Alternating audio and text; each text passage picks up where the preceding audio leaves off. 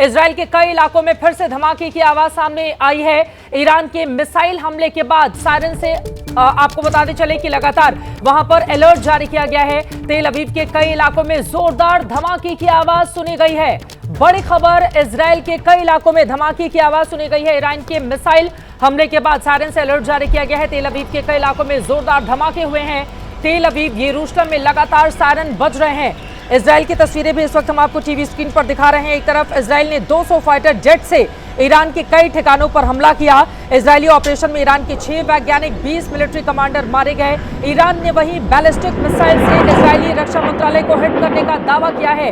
दोनों ही तरफ से एक के बाद एक कई दावे किए जा रहे हैं। आपको बताते चले, इन सब के बीच अमेरिकी राष्ट्रपति ट्रंप ने भी ईरान को धमकी दी है, परमाणु समझौता करें वरना बड़ा हमला होगा। दीपक बोहरा जी, बिल्कुल सही फरमाया जो जनरल साहब कह रहे थे, कुलकर्णी साहब की ईरान चाहता है कि यहूदी दुनिया से गायब हो जाएं। 2005 की बात है, मैं खार्तूम में, सूडान में मैं बैठा हुआ हूं। ईरान के उस समय के राष्ट्रपति महमूद अहमदीनेजाद उनका नाम था, आजकल तो जेल में है। वो आया वहां पर, मैम डिनर फंक्शन, मैं बैठा हूं और कह रहा है कि इजराइल को जीने का अधिकार नहीं है, मिटा दो उसको दुनिया के नक्शे से। लेटर एट डिनर मैंने उसके किसी सहयोगी से पूछा, मैंने कहा ये क्या बोल रहा है तेरा आदमी? कहता है पता नहीं क्या बोल रहा है। वो बात वहीं पे उन्होंने खत्म कर। अगर ये आपकी पॉलिसी है कि उसको जीने का अधिकार नहीं है तो वो तो मारेगा। मैम मैं सच कहता हूँ, दिल से ये बात कह, आई डोंट नो अगर ग्रुपी साहब और जनरल साहब इसमें सहमत होंगे। मेरा दिल इजराइल की तरफ है मैम, मेरा मन भी उनकी तरफ। मेरा ख्याल अगर दुनिया में आप सर्वे करें 99% बोलेंगे यहूदी को जीने का अधिकार है। पावर पे यकीन करते हैं ना, शक्ति संतुलन बना रहे, कोई किसी पर हमला नहीं करे, शांति स्थायित्व कायम रहे। हम बुद्ध के देश हैं, युद्ध को नहीं मानते हैं। आप कह रहे हैं लेकिन आप इजराइल की ओर।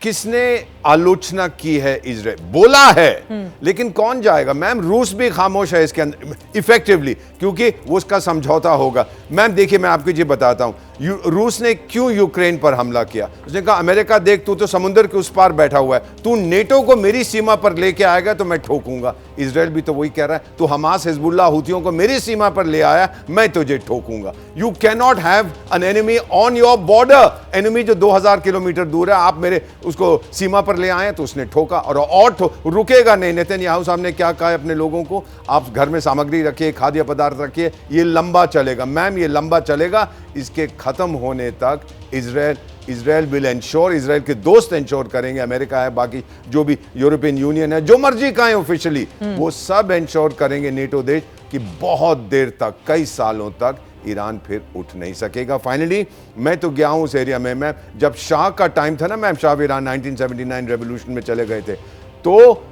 तेहरान से लोग, अमीर Iranians, Tel Aviv direct flight में जाते थे, वहां के नाइट क्लब्स में शराब पीने, नाचने, ये करने। उसके बाद मुल्ला आए तो फिर सब कुछ बदल गया, लेकिन उनकी दोस्ती बहुत पुरानी, बहुत तगड़ी थी। अब वो सब खत्म हो गया है। And Israel, I think all I want to say is पिज्जा खॉन ले इजराइल। मैं ये हिब्रू में कह रहा हूं, अगर इजरायली लोग आपका प्रोग्रेस, जीत आपकी होगी। दुनिया पर एक आप बहुत बड़ी मेहरबानी कर रहे हैं कि एक और देश को इस्लामिक बॉम्ब जो वो कहता है नहीं हासिल करने।